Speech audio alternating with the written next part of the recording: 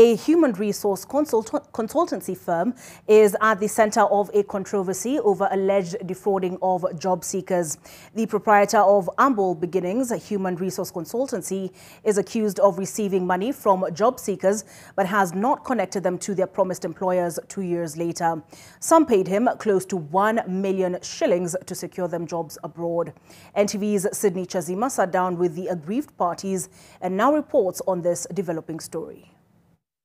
It appears travel agencies and human resource consultancy firms are in a rush to woo customers following President William Ruto's pronouncements that thousands of jobs abroad await Kenyans. We have negotiated for opportunities for export of labor from Kenya. And as Kenyans continue heeding to the president's call to take up job opportunities abroad, the main reason as to why now we want to go out of this country is basically to look for employment. Complaints of conmanship are now emerging. He told me that the total cost would be 640,000. This statement by one of the victims of an alleged fraud is linked to one human resource consultancy firm, Humble Beginnings. According to this victim, she had her sights on moving to North America for greener pastures in 2022. She would later pay an additional 200,000 shillings, but she started seeing signs that worried her. So we went for our biometrics, and the biometrics were taken by the VFS officers,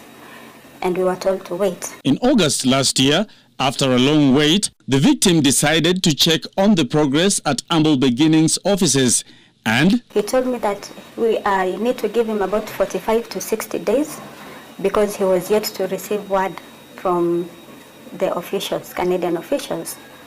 We waited. Then around that time, September thereabout,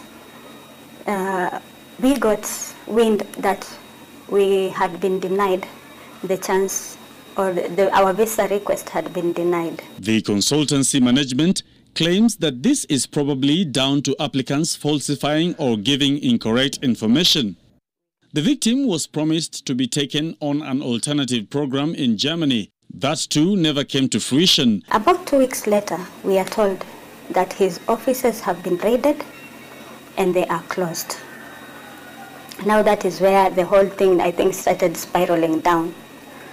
Because when anyone called his numbers, his phone, it wasn't going through. When he tried calling his assistant by the name of Dedan, his phone was also off.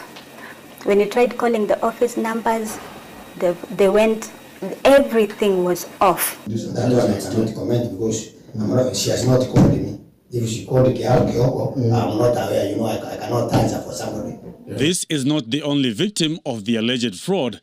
Documents seen by NTV detail the transactions to Humble Beginnings made by another victim to a tune of 850,000 shillings, and still his wait continues. The management of Humble Beginnings, through their counsel, hold on to a narrative that their firm is being fought and that the raid on their offices reeked of malice.